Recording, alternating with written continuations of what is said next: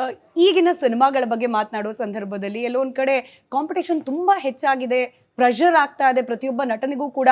ಎಲ್ಲಿ ಚಿಕ್ಕ ತಪ್ಪು ಆಯ್ಕೆ ಕೆರಿಯರ್ಗೆ ಡ್ಯಾಮೇಜ್ ಈ ರೀತಿ ಪ್ರೆಷರ್ ಕೂಡ ಇದ್ದಿರ್ಬೇಕು, ಅದು ಸಹಜ ಕೂಡ, ತಪ್ಪಲ್ಲ.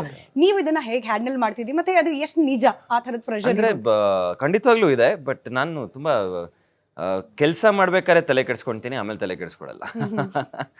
ಯಾಕಂದ್ರೆ ನಾವು ಕಷ್ಟಪಟ್ಟು ಕೆಲಸ ಮಾಡಿ ನಮ್ಗೆ ಗೊತ್ತಾಗುತ್ತೆ, ಒಂದು ಸ್ಯಾಟಿಸ್ಫ್ಯಾಕ್ಷನ್ ಇರುತ್ತೆ. ಅದಾದ್ಮೇಲೆ ನಾವು ಬಿಟ್ಬಿಡ್ಬೇಕು. You cannot help it. ನೀವು ಒಂದು ಕೆಲಸ ಮಾಡ್ಬೇಕಾದ್ರೆ ಅದನ್ನ ಶ್ರದ್ಧೆಯಿಂದ ಶಿಸ್ತಿಂದ ಮಾಡಬೇಕು. ಅದಾದ ನಂತರ ದೇವ್ರಿಗೆ ಬಿಟ್ಟಿದ್ದು, ಜನಕ್ಕೆ ಬಿಟ್ಟಿದ್ದು. ಸೊ ನಾನು ಅಷ್ಟು ತಲೆ ಕೆಡ್ಸ್ಕೊಳ್ಳಲ್ಲ. ಬಟ್ ಆ ಪ್ರೆಷರ್ ಅಂತೂ ಖಂಡಿತವಾಗ್ಲೂ ಇದೆ, ಎಲ್ಲ ಹೀರೋಗಳಿಗೂ ಇದೆ.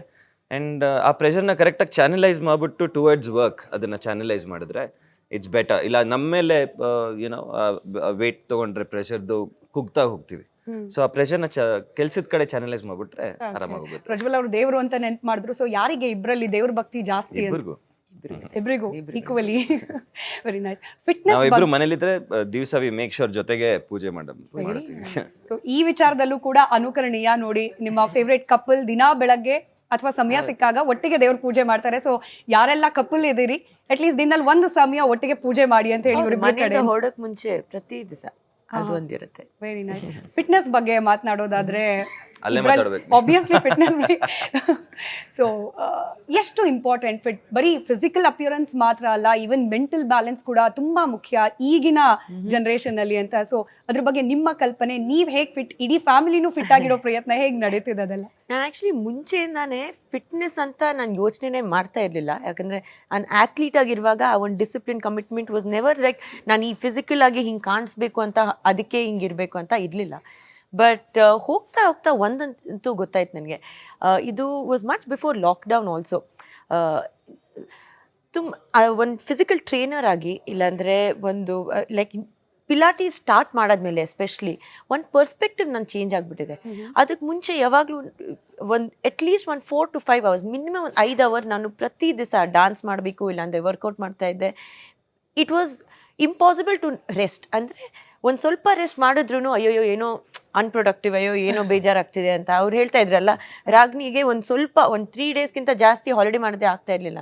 ಬಟ್ ನನಗೆ ಮುಂಚೆ ಒಂದು ದಿವಸನೂ ಆಗ್ತಾ ಇರಲಿಲ್ಲ, ಏನೋ ಮಾಡ್ತಾನೆ ಇರಬೇಕು ಅಂತ. And then I realise that it's so important calm down ಆಗೋಕ್ಕೆ. ಆ್ಯಂಡ್ ಅದು ಆ ಲಾಕ್ಡೌನ್ ಟೈಮಲ್ಲಿ ಆಗಿದ್ದು ನಮಗೆ. ಮೆಂಟಲ್ ಸ್ಥಿತಿ, ನಮ್ಮ ಮನಸ್ಥಿತಿ ಹೆಂಗಿರಬೇಕು ಫಸ್ಟ್ ಅದ್ರ ಮೇಲೆ ಗಮನ ಕೊಡಬೇಕು ನಾವು. ಆ್ಯಂಡ್ ಅದ್ರ ಮೇಲೆ ಡಿಪೆಂಡ್ ಆಗಿ ನಾವು ಆ ವರ್ಕೌಟ್ ಮಾಡಬೇಕು.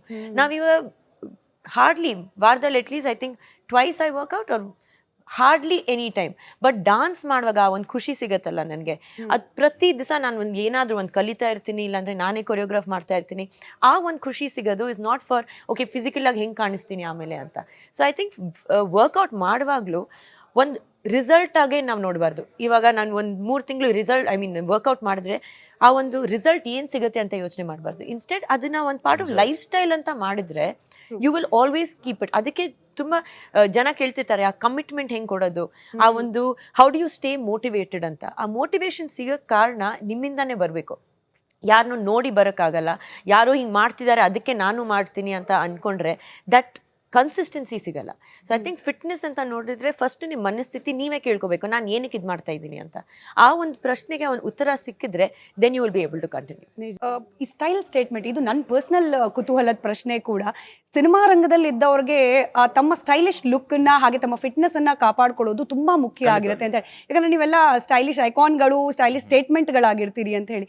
ಅಪ್ಡೇಟ್ ಮಾಡ್ಕೊಳ್ಳೋದು ನಿಮ್ಮನ್ನು ನೀವು ಟ್ರೆಂಡ್ಗೆ ಹಾಗೆ ಸ್ಟೈಲ್ಗೆ ಸಂಬಂಧಪಟ್ಟ ಹಾಗೆ ಫಿಟ್ ಆಗಿರೋದು ಸಂಬಂಧಪಟ್ಟ ಹಾಗೆ ಸ್ಟ್ರೆಸ್ಫುಲ್ ಇದು ಕೂಡ? ಇಲ್ಲ, ನಾನ್ ಜಾಸ್ತಿ ತಲೆ ಕೆಡ್ಸ್ಕೊಳಲ್ಲ. ಐ ಮೀನ್ ಫಿಟ್ನೆಸ್ ಅಂದ್ರೆ we have to look presentable. ಈಗ ಜನ ನಮ್ಮನ್ನ ಹೀರೋ ಆಗಿ ಒಪ್ಪಿದ್ಮೇಲೆ ನೀನ್ ಹೀರೋ ತರ ಕಾಣಿಸ್ಬೇಕು ಸ್ಕ್ರೀನ್ ಅಲ್ಲಿ. ಸೊ ಸ್ಟೇಯಿಂಗ್ ಫಿಟ್, ಬಾಡಿನ ಮೌಲ್ಡ್ ಮಾಡೋದು ಇದೆಯಲ್ಲ ಈಸಿ ಅಲ್ಲ. ನಾವು ಅನ್ಕೊಂಡ್ಬಿಡೋದು ಒಂದ್ ಸಿನಿಮಾದಲ್ಲೇನೆ ನೀವು ದಪ್ಪನೂ ಕಾಣ್ಬೇಕಿರುತ್ತೆ, ಸಣ್ಣನೂ ಆಗ್ಬೇಕಿರುತ್ತೆ. ಸೊ ಈ ಪ್ರಾಸೆಸ್ ನಾವು ಆಚೆಯಿಂದ ನೋಡಿದಷ್ಟು ಸುಲಭ ಇರಲ್ಲ ಅಂತ, ಅದಕ್ಕಾಗಿ ಪ್ರಶ್ನೆ. ಹೌದು, ಕೆಲವು ಕ್ಯಾರೆಕ್ಟರ್ಸ್ಗೆ ಚೇಂಜ್ ಆಗ್ಬೇಕಾಗುತ್ತೆ. ನಾನು ಆ ಥರ ಮಾಡಿದ್ದು ಲಾಸ್ಟ್ ಅಂದ್ರೆ ಚೌಕ ಸಿನಿಮಾಗೆ ಒಂದು ಇದರಲ್ಲಿ ತುಂಬ ಲೀನಾಗಿ ತುಂಬ ಪ್ರೆಸೆಂಟಬಲ್ ಆಗಿ ಕಾಣಿಸ್ಬೇಕಿತ್ತು. ಸೆಕೆಂಡ್ ಆ ಜೇಲ್ ಎಪಿಸೋಡ್ಸ್ ಮಾಡಿದಾಗ we all to put on weight. ತಲೆ ಶೇವ್ ಮಾಡಿ ಪ್ರಾಬ್ಲಿ ಒಂದು 6-7 kg ಜಾಸ್ತಿ ಆಗಿದ್ದೆ. ಅವ್ನು ಮತ್ತೆ ನೆಕ್ಸ್ಟ್ ಸಿನಿಮಾಗೆ ಮತ್ತೆ ಕಮ್ಮಿ ಮಾಡ್ಕೊಬೇಕು. ಬಟ್ ಇಟ್ಸ್ ಈಸಿ, ಅದನ್ನು ಹೆಲ್ದಿಯಾಗಿ ಮಾಡಬೇಕು. ಡ್ರಾಸ್ಟಿಕ್ ಆಗಿ ಮಾಡಿದ್ರೆ body goes into shock. So consistency maintain ಮಾಡಿದ್ರೆ ಈಸಿಯಾಗಿ ಮಾಡ್ಬೋದು. ಒಂದು ಹೆಲ್ದಿ ಡಯಟ್ ಆ್ಯಂಡ್ ವಾರದಲ್ಲಿ ಅಟ್ಲೀಸ್ಟ್ ಒಂದು 4 ಸತಿ workout, any kind of workout. ಅದೇ that again depends on the character. Important. Yeah, so ಆ ರೀತಿ. ಆ್ಯಂಡ್ ಈ ಥರ ಹೆಂಡತಿ ಇದ್ರೆ ಇನ್ನೂ ಈಸಿ.